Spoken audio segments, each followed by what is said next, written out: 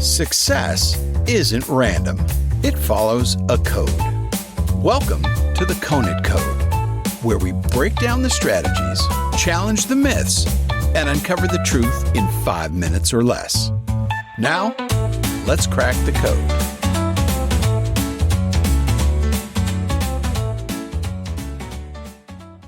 It starts small.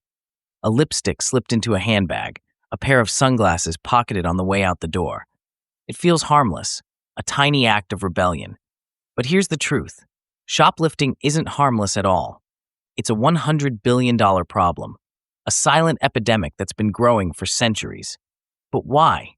Why does something so seemingly petty have such deep roots? To find the answer, we need to travel way back to 18th century London, where shoplifting was born. At the time, the modern department store was a new and exciting invention. For the first time, people could browse shelves filled with exotic fabrics, perfumes, and luxury items. It was a sensory overload, a playground of temptation. But there was a catch. All these beautiful things were just sitting there, waiting to be taken. And some people simply couldn't resist. Shoplifting wasn't just about survival. It became a strange kind of sport, especially among the wealthy. Yes, you heard that right. The wealthy. Aristocrats would shoplift as a kind of thrill-seeking game. It wasn't about need. It was about status, risk, and adrenaline. By the late 1800s, shoplifting wasn't just a game for the rich. It became a survival tactic for the poor, especially women who couldn't find steady work. Fast forward to the Great Depression, and it exploded across the United States. But even after the economy recovered, shoplifting didn't stop. And I know what you're thinking.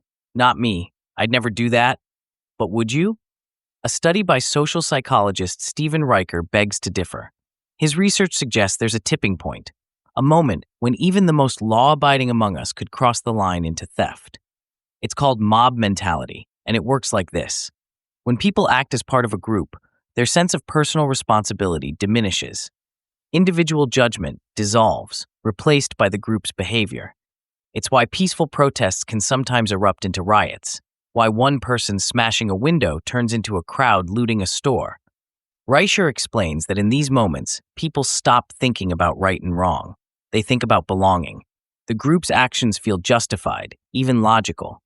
What starts as a solitary crime becomes something much larger, almost unstoppable.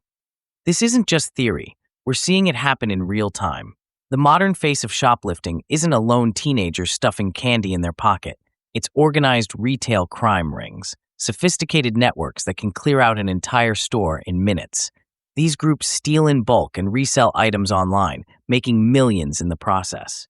The response? Major chains have turned to AI-powered surveillance, monitoring self-checkouts, and harsher penalties for those caught.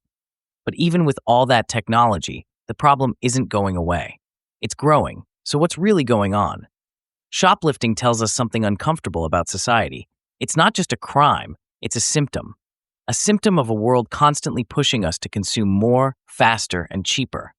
A world that equates success with what you own. But what happens when you can't afford it?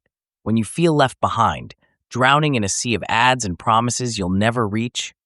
For some, shoplifting becomes rebellion, a pushback against a system that feels rigged. For others, it's a survival tactic. And for those caught in the mob mentality, it's a moment of losing oneself to the group, a moment where logic and morality take a back seat. So is shoplifting about survival, about rebellion, or something deeper? Maybe it's all of the above. But here's the lesson. Every society has its tipping points. And when the pressure builds, people act in ways they never thought they would. The key isn't just cracking down harder. It's asking why these tipping points exist in the first place, and what we can do to stop them before they hit. And that, my friends, is the Conant Code. That's it for this episode of the Conant Code. If you got something out of it, share it with a friend, follow the show, and leave a review on your favorite podcast platform. More insights, more strategies, and more code breaking coming soon. Until next time, keep thinking, keep building, and keep pushing forward.